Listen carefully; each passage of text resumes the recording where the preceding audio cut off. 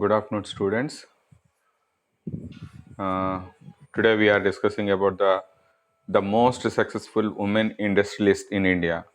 అంటే నిన్నటి వరకు మనం బిజినెస్ లీడర్స్ అంటే only we're talking about the males, men, successful business leaders, business man గురించి మాట్లాడుకున్నాం. మన ఇండియాలో ఉమెన్లో కూడా most successful entrepreneurs and business leaders కూడా చాలామంది ఉన్నారు. వాళ్ళు వన్ ఆఫ్ దెమ్ అన్నమాట. Her name is Kiran Mazumdar Shaw. ఈవిడ very successful entrepreneur in our country and very successful leader. She is equal to the men అన్నమాట. అంటే మగవాళ్ళు ఎంతైతే సక్సెస్ అయ్యారో జెంట్స్, అంటే జెంట్స్ ఎంత సక్సెస్ అయ్యారో బిజినెస్లో, అట్ ది సేమ్ టైం మన ఇండియాలో ఉమెన్ ఎంటర్ప్రీనర్స్ కూడా గ్రేటెస్ట్ ఎంటర్ప్రీనర్స్ ఉన్నారు. ఉమెన్లో కూడా సక్సెస్ఫుల్గా వాళ్ళు ఇండస్ట్రీని డెవలప్ చేయడమే కాదు, they are expanding their business in the world also. అలాంటి లీడర్స్ కూడా ఉన్నారన్నమాట. అందులో మనకి ముఖ్యమైన ఉమెన్ ఎవరంటే Kiran Mazumdar Shaw was born in Pune, Maharashtra on 23rd March 1953 to Gujarati parents, and she is an Indian billionaire entrepreneur.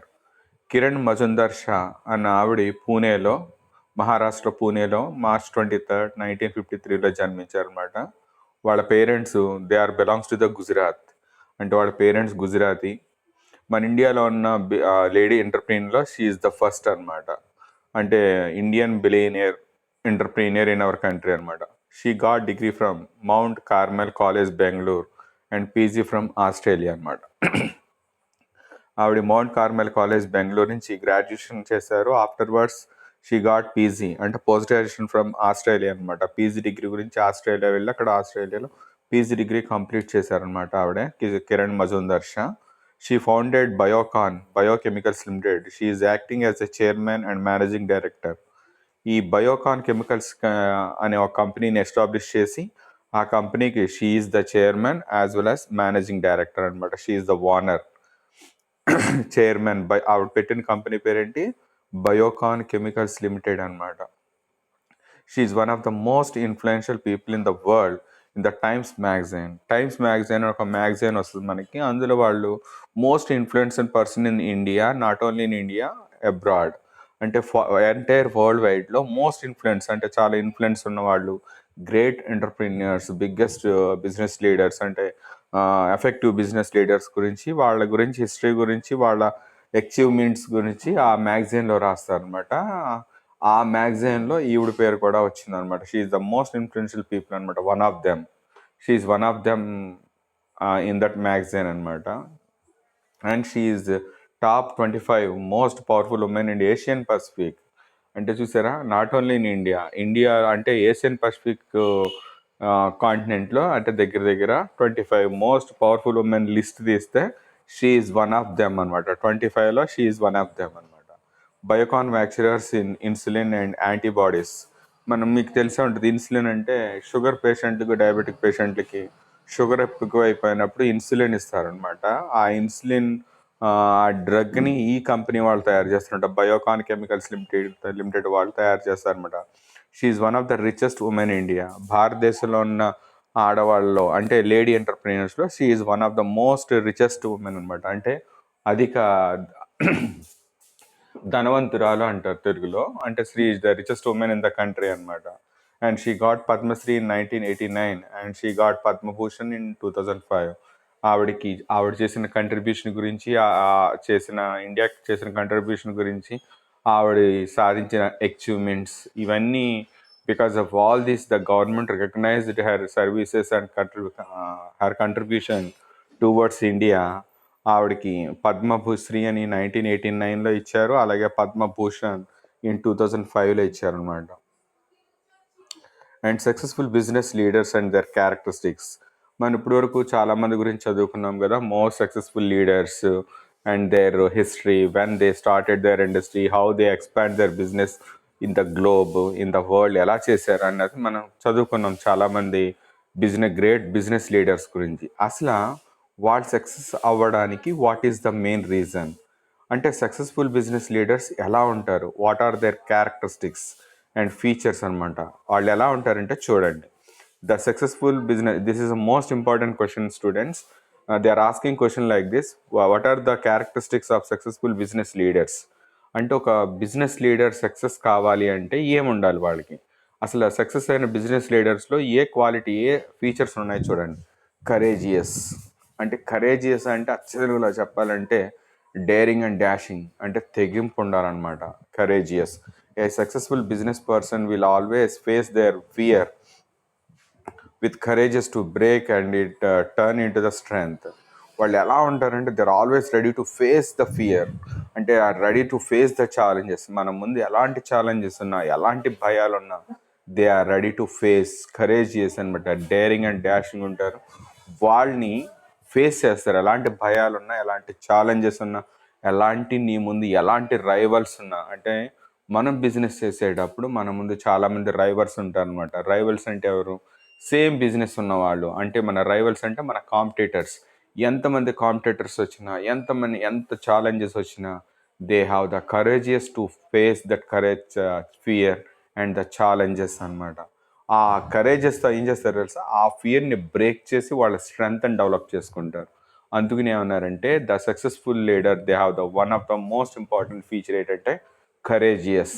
అంటే తెగింపు ఉండాలి, ధైర్యంగా ఉండాలి, ఎలాంటి భయాల్ని వచ్చినా బ్రేక్ చేసేటట్టు ఆ భయంలోంచే నీ స్ట్రెంగ్త్ని డెవలప్ చేసుకోవాలి, నీ శక్తిని బయట తీయాలన్నమాట.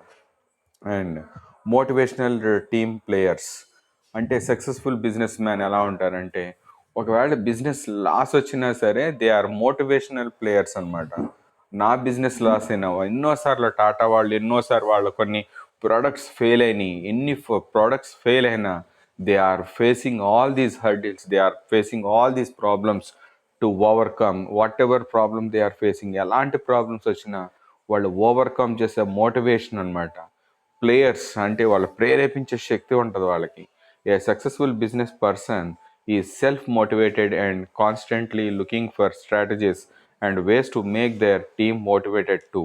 ఏ సక్సెస్ఫుల్ బిజినెస్ పర్సన్ ఈ సెల్ఫ్ మోటివేటెడ్ అంటే ఒక బిజినెస్ లీడర్ అంటే he is the owner of the business అనమాట. తనకి ఎలాంటి కష్టం వచ్చినా self motivated, yes I'm ready to face అని వాడికి వాడు మోటివేట్ చేసుకుంటాడు. నాకు ఎలాంటి కష్టం, ఎలాంటి ఫెయిల్యూర్స్ వచ్చినా, ఎలాంటి హార్డిల్స్ వచ్చినా, ఎలాంటి కాంపిటేటర్ వచ్చినా వాడికి వాడు సెల్ఫ్ మోటివేట్ అనమాట. Yes I will win, I will win, I will face అని ఒక కాన్ఫిడెంట్ లెవెల్స్ చాలా ఎక్కువ ఉంటుంది అనమాట. ఆత్మవిశ్వాసం ఎక్కువ ఉంటుంది అనమాట.